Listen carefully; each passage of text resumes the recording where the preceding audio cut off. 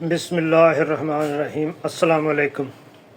काजी फ़ाइज़ ईसा साहब 25-26 तारीख को सुप्रीम कोर्ट से तो रुखसत हो जाएंगे। अब सवाल पैदा होता है कि ये अपनी रिटायरमेंट के बाद क्या करेंगे, इनकी क्या ज़िम्मेदारियां होंगी और गवर्नमेंट जो है वो इनको किस जगह पे एडजस्ट करेगी और किसको फ़िक्स करने की कोशिश करेगी। बड़े ज़बरदस्त ब्लॉग होने वाला है ये, इसको ज़रा गौर से सुने तो आपको आने वाले दिनों का जायज़ा जो है वो इसमें मिल जाएगा। बात यह है कि काजी फ़ाइज़ ईसा की रिटायरमेंट के बाद का दौर जो है वो पाकिस्तान की सियासत और अदलिया के लिए खासा अहम होगा। अगर सितारों की चाल का जायज़ा लिया जाए तो ये वक्त मुल्क में कानूनी और सियासी फ़ैसलों में गैर मुतवक्को तब्दीलियों का पेश खैमा साबित हो सकता है। यानी कि वो चीज़ें सामने आएंगी जो किसी के वहमो गुमान में भी नहीं हैं। इनका असर ख़ास तौर पर इमरान खान और उनकी जमात जो है वो PTI उनके लिए जारी रह सकता है और उनके लिए नए कानूनी मसाइल जो हैं वो जन्म ले सकते हैं।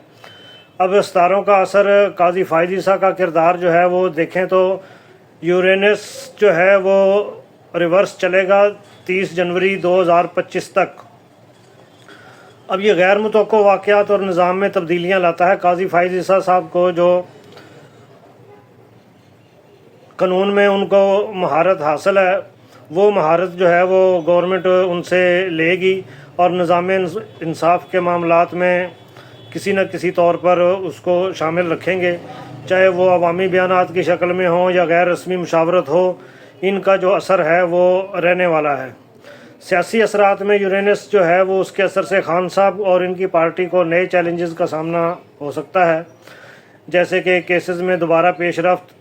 ये मैं आपको पहले भी एक वीडियो में बता चुका हूँ कि जो खान साहब के केसेस हैं उन पे दोबारा पेशरफ्त होगी और अदालती नज़रसानी के इम्कानात जो हैं वो ज़ोहल का असर जो है वो पाइसेस में ये 15 नवंबर 2024 को रेट्रोग्रेड जो है वो ख़त्म होगा।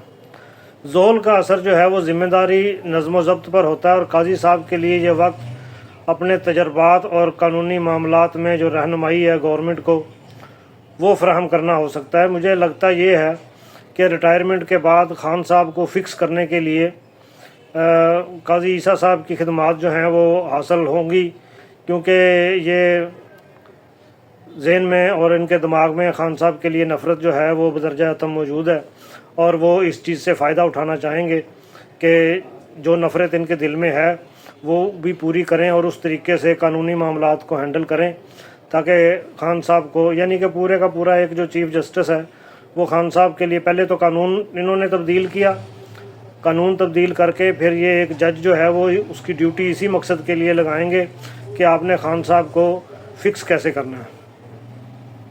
तो ये कानूनी मामलात में मुशावरत और ये इधर उधर की चीज़ें जो हैं ये फ़िक्स करके देंगे। ज़ोहल की तवानाई जो है वो इमरान खान के लिए मज़ीद कानूनी चैलेंजेस जो है वो पैदा कर सकती है और जिसमें माजी के केसेस जो हैं वो उनकी नई तहकीकात जो हैं वो भी शामिल होंगी। अब नेपचून है, ये नेपचून तो धोखे और फ्रॉड और गैर यकीनी फ़रेब इस चीज़ का सितारा है। इस दौरान अदलिया में शफाफियत और साख का सवाल जो है वो पैदा होगा कि हमारी जो अदालतें हैं वो किस किस्म का इंसाफ और कानून मुहैया कर रही हैं मुल्क में। लेकिन इन सब के पीछे जो दिमाग होगा वो काजी फ़ाइज़ ईसा साहब जो हैं वो किरदार अदा करेंगे और इसके असरात जो हैं वो खान साहब के लिए उलझनों, परेशानियों और पेचीदगियों के अलावा कुछ नहीं है।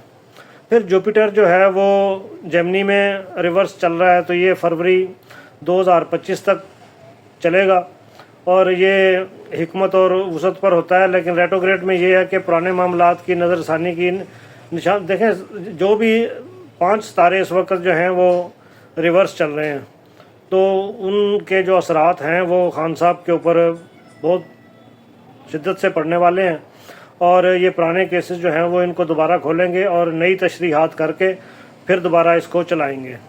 अब रिटायरमेंट के बाद काजी फ़ाइज़ ईसा का जो कानूनी असर और सियासी मामलात पर बरकरार रहना जो है वो नवंबर 24 से लेकर जून 25 के दौरान जो है वो खान साहब को नए और पुराने केसेस में उलझा के एक जगह से जान छुटी दूसरी जगह पे फंसा दिया। तो ये परेशानियां जो हैं वो देखें सियासी तौर पे हैंडल करने के लिए किसी और की खिदमात हासिल की गई कानूनी तौर पे हैंडल करने के लिए कोई और तरह से फिक्स किया गया। तो इस तरह की ये सारी चीज़ें गवर्नमेंट जो है वो पूरी तवानाइयाँ मुल्क को संभालने और संवारने की बजाय खान साहब को संभालने और इनको फिक्स करने पे लगाएगी, और इसमें काजी फाइज ईसा का किरदार जो है वो बहुत ज़्यादा नज़र आ रहा है। इसके साथ ही इजाज़त दीजिए, अल्लाह हाफ़िज़।